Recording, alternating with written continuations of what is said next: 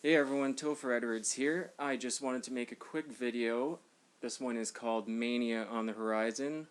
Why? You will find out momentarily. First, I'm going to update you on what I've been doing book-wise. Book 1 and 2 are getting a bit of a facelift. The cover for Book 1 and the formatting within are definitely getting an upgrade. It was kind of haphazardly done when I first did it. And now that I've learned all the tricks I've learned doing books 2 and 3, I think it's time for it to look a bit more appealing than just a flat background and yellow writing. Book 2 is also getting a bit of a cover touch-up, same image, also formatting fixes as well. Book 3 is near completion, and it will be called Stable Instability, and it will also be part of the BPD Journal series, Book 3. So all I really need to do is finish that one up, do all the fancy work, and presto, it'll be done. I want to say August. That was unprofessional. So, on to the point of the video. Mania on the Horizon. So, I'm not going to do a complete extensive video on bipolar right now. I'm just going to do what I'm feeling. And what I'm feeling is the onset of mania, which you can probably tell by my fast-paced, irregular, disorganized voice right now.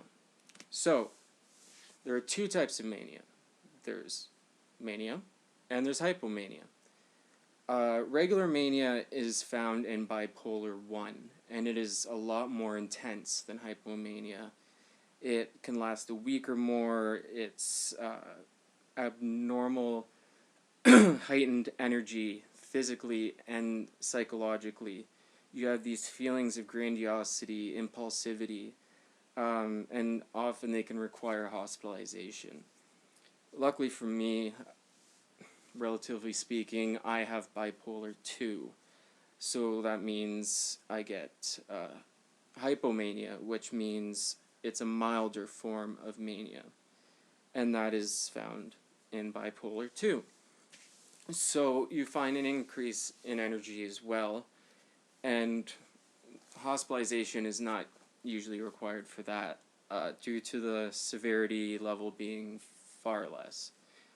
Although mania and hypomania share a lot of common traits. To name a few, you have a decreased need for sleep, you have heightened anxiety, you're more restless, you're more talkative, you're more irritable, impulsive, and what's especially been going on for me is racing thoughts. And that's when I find journaling helps the most. That's when you'll find those posts that I just go on rants about random things. So it helps to get the racing thoughts out onto paper. And I'll be doing a video on coping mechanisms coming up, where I will talk about free writing as a coping mechanism.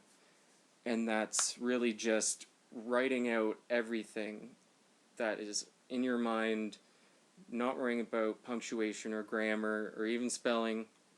Just 5 or 10 minutes, as fast as you can, release the pressure, and sometimes it works.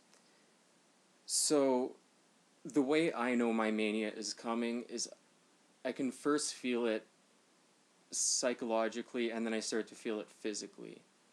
I start to get a little impulsive, I start to get racing thoughts, I start to get a little more anxiety, and then the physical symptoms come.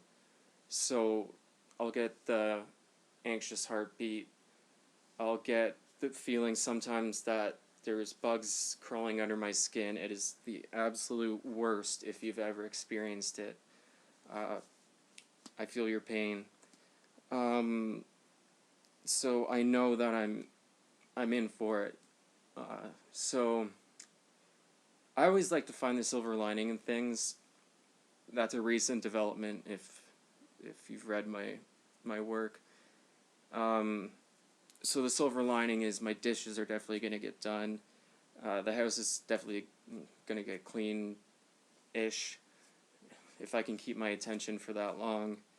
And that's not me making light of the situation at all. This is me saying that that's just what I do when I experience a manic episode. Things just get done that I normally don't do in a depressive state. And depressive states, unfortunately, last longer than manic episodes do.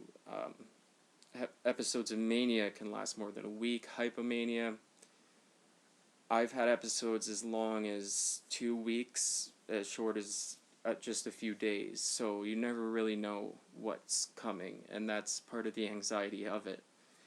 So I'll definitely keep you updated. I'm sure I'll have lots to write about, talk about, make videos about.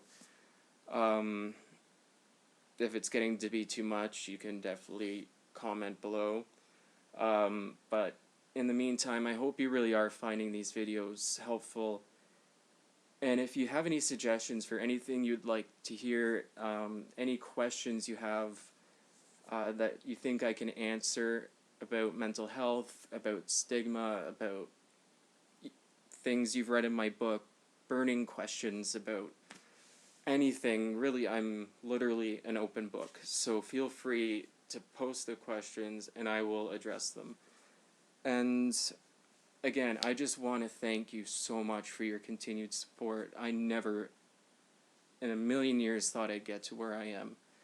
From when I first released A Year in the Life to now, just the reception I've had, the reviews I've had, the conversations I've had, it's just overwhelming, and I wouldn't trade it for the world. And it's pushed me so far. I'm actually putting on a local fundraising event for the Canadian Mental Health Association. Hopefully. I still have to write the proposal and everything. But yeah, it's pushed me beyond anything I've ever imagined. So thank you so much. And stay strong.